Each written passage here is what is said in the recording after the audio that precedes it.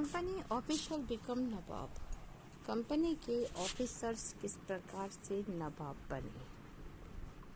Now so what did it mean to be Nawab? It means, of course, that the company required more power and authority, but it also means sometimes as each company servant began to have vision of living like Nawab. और company के अफसर नवाब बन बैठे। कैसे बन बैठे? नवाब बनने का मतलब क्या था? इसका एक मीनिंग यह होता है कि कंपनी के पास अब अपनी पूरी पावर और ताकत थी। तो इसके पास बहुत सारी पावर थी और अथॉरिटीज थी, लेकिन इसके कुछ और प्रॉफिट भी थे। क्या प्रॉफिट थे?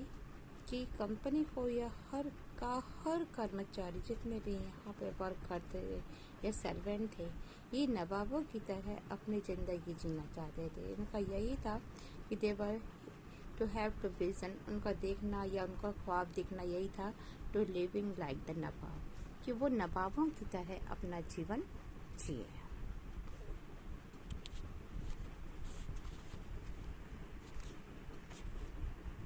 After the British of Palace Plassey, the actual Nawab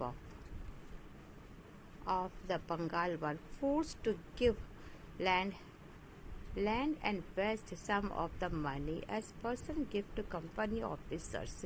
Robert Clive himself amused a fortune in India. He had come to Madras, now the Chennai, from England in 1743 at the age of 18 years. When in 1757 he left India, his Indian fortune was worth 401 and 1.102 sterling.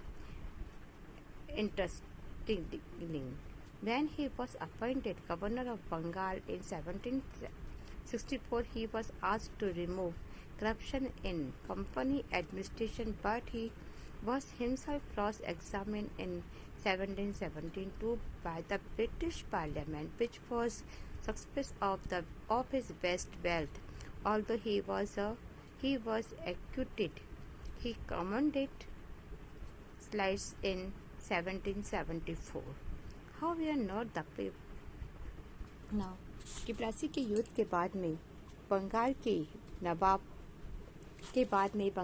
असली नवाबों को इस बात के लिए भी बाध्य किया गया कि कंपनी के ऑफिसर्स को निजी तोहफे के तौर पर जमीन और बहुत सारा पैसा दे दे। खुद रॉबर्ट क्लाइव ने ही इंडिया में बेहिसाब अपनी प्रॉपर्टी को इकट्ठा कर रखा था। और 1743 के बाद जब वह इंग्लैंड से यानी मद्रास जो अब चेन्नई में है आया था, तो उस समय उसकी एज 18 ईयर की थी। और 1767 में जब वह सेकेंड टाइम गवर्नर बनने के बाद हमेशा के लिए इंडिया से रवाना हुआ, तो यहाँ उसकी जो प्रॉपर्टी थी 401.102 पाउंड के बराबर थी। इंटरेस्टिंग बात यह है कि गवर्नर के अपने दूसरे कार्यकाल में यानी सेकेंड टाइम उसने कंपनी के भीतर फैले हुए करप्शन को खत्म करने का काम दिया गया था। लेकिन 1772 में ब्रिटिश पार्लियामेंट ने उसे खुद करप्शन के आरोप में अपनी सफाई देने के लिए कहा। तो गवर्नमेंट को उसकी इस प्रॉपर्टी के द्वारा ये संदेह लग रहा था कि उसी भ्रष्टाचार यानी करप्शन के आरोप से बरी तो कर दिया, लेकिन 1774 में उसने खुद ने ही सुसाइड कर लिया।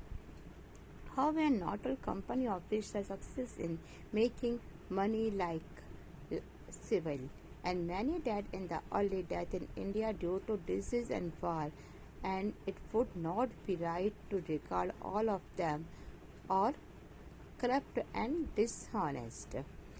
कंपनी के जितने भी ऑफिसर्स थे क्लाइव की तरह पैसा इकट्ठा करना नहीं चाहते थे क्योंकि बहुत सारे ऐसे थे जो लड़ाई के अंदर या फिर डिजीज के कारण कम एज में ही उनकी डेथ हो गई। इसके अलावा उन सभी को करप्शन और बेईमान मानना भी सही नहीं होगा। वो करप्शन किया या वो डिसऑनेस्ट थे, इसके लिए भी हम नहीं कह सकते। Many of them come from the humble background, बहुत सारे ऐसे हैं जिनका बैकग्राउंड जो था काफ़ी कुछ हम्बल था। मेरे ठीक ठाक था। Had a humble, humble background and their uppermost desire and was to earn enough in India. वो चाहते थे इंडिया से सिर्फ इतना ही पैसा लेके जाए जो उनके लिए काफ़ी होगा। Return to Britain and led to comfort life, और वहाँ जाकर के वो ब्रिटेन में अपने खुद की एक अच्छा जीवन बिता सकी। Those who manage to return with wealthy led flashily and live and flatten their riches, जब वो यहाँ से वहाँ गए तो उन्होंने अपना जीवन बहुत अच्छी रिचेस फैमिली की तरह या अपना अमीरों की तरह निकाला। दे वर कॉल्ड द नवाब, वहाँ के लोग उन्हें नवाब के नाम से कहते थे।